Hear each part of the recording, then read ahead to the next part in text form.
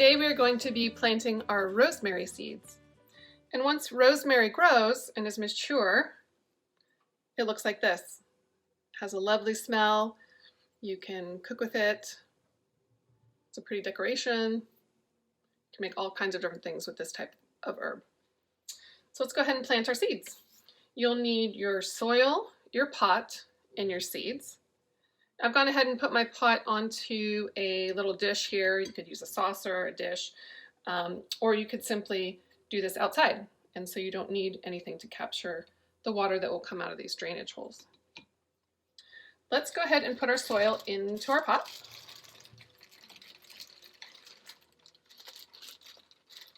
All right, there we go. And as you can see, this soil is already nice and moist. I don't need to add any water to it. But if the soil that you have in your bag is dry, you want to add some water in it until it feels kind of like a wet sponge. And make sure it's nice and moist in there for those seeds to grow. So we're going to get our seeds out. And these seeds are really tiny. So before you do that, you can go ahead and make some holes for your seeds in the soil. So you take your pointer finger, we're going to make 3 holes. Not too deep at all, pretty shallow. 1, 2, 3. Look at these seeds. These are really tiny, look at those. You'll see them in your kit.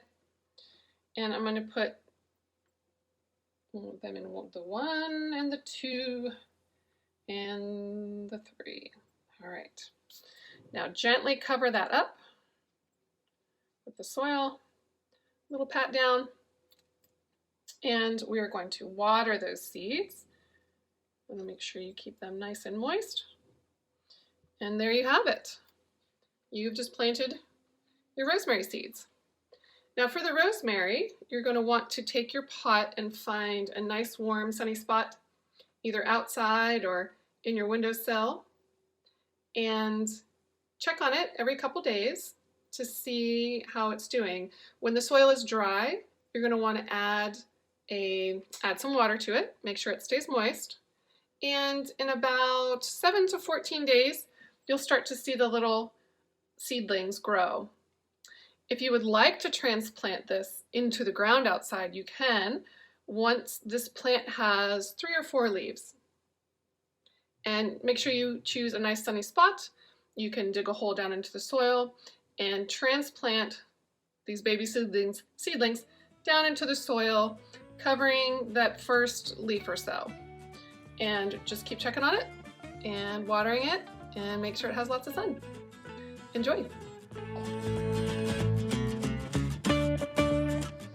I'm going to show you how to make the plant ID marker. Go ahead and take out your clay and your tool here, your carving tool. I'm using a toothpick. And I have put this on a cutting board. If you don't have a cutting board, that's fine. You can do it on the counter or you could do it on a plate.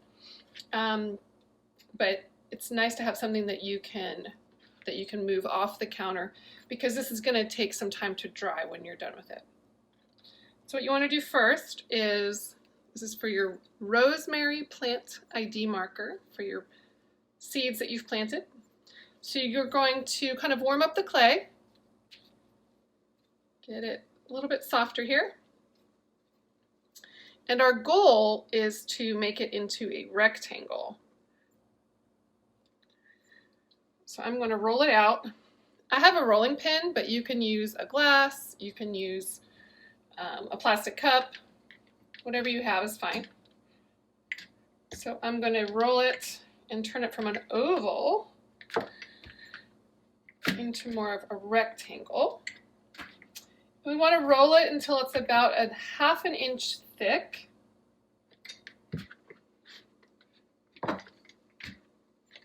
And you want your plant marker to be around 6 inches long. All right, I'm going to take my oval shape and I'm going to cut it with a plastic knife into a rectangle.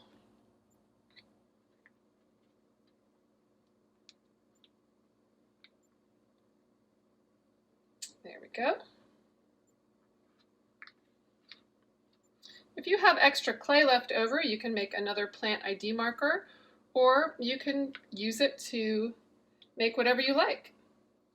In a few days, this clay will harden, and so whatever shape you form it into is the shape that it will stay. So you see how I have a rectangle now, but what I'd like to do is add a point at the end so that it goes down into our soil easier. So I'm just going to cut off a little triangle there and a little triangle there. There we go. We have the shape of our marker, our plant marker. And what we want to do is use our carving tool to write out the plant that we're marking, which is our rosemary. So I'm going to take the toothpick and I'm going to write out rosemary. R-O-S-E, like rose, and M-A-R-Y, Mary, rosemary.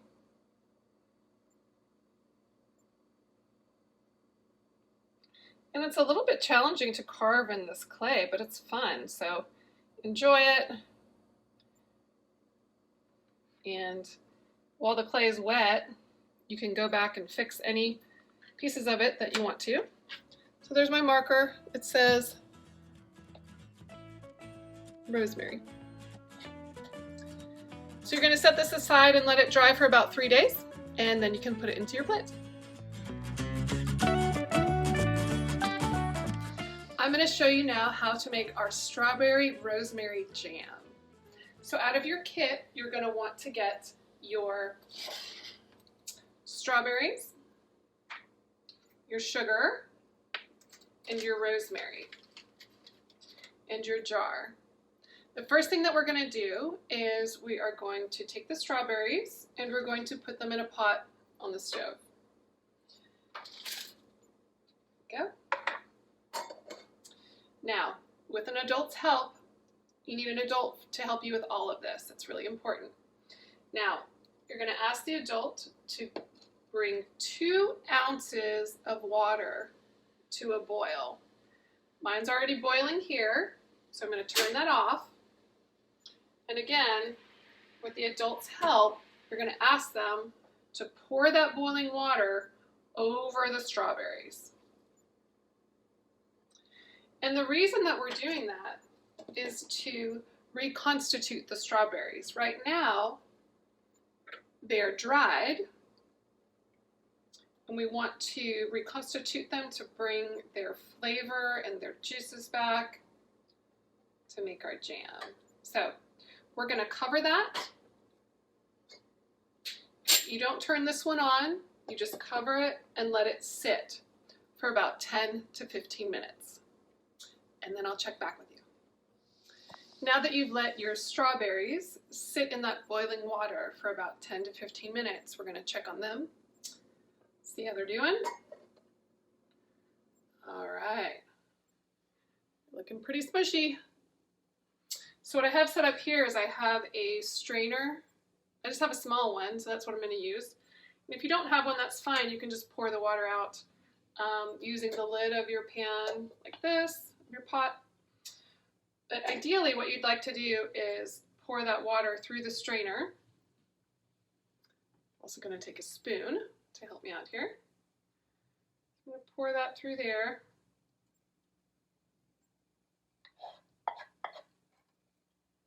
And the strawberries are going to get caught in that strainer. You just want to try to get the water out, leaving the strawberries behind.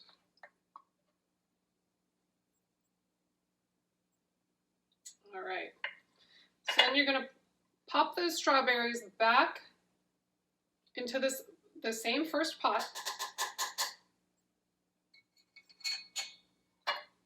Okay, so they're back in there without all the water. And into that pot, I'm just going to set this out of the way for now. So in that strawberry pot, you want to add your sugar and the rosemary. So you've got that dried rosemary in there. Looks like that. All right, so we're gonna add that rosemary in there.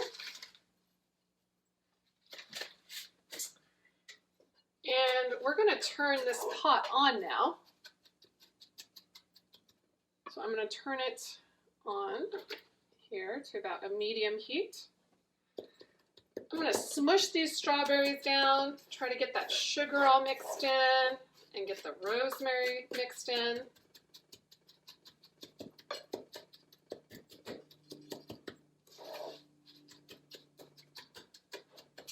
I'm gonna bring this to a boil. I'm gonna let it boil for a few minutes, and then I'm gonna turn it down to turn the heat down.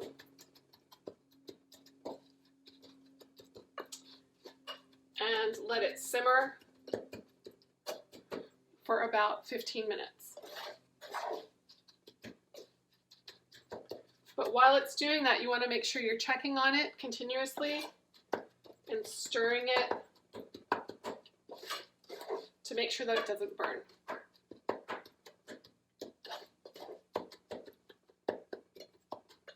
All right, so we're gonna get it to a boil, and then we're gonna turn it down a little bit to a simmer and simmer it while stirring for about 15 minutes.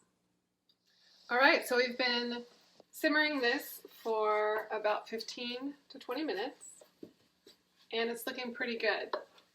Smells great. I'm gonna turn the burner off, and it's kind of the consistency it looks like. You're gonna have an adult help you put this into your jar. Here goes the strawberry rosemary jam. Smells amazing. It may look a little strange to you. May not look like your normal jam you get from the store, but trust me, it's gonna taste delicious.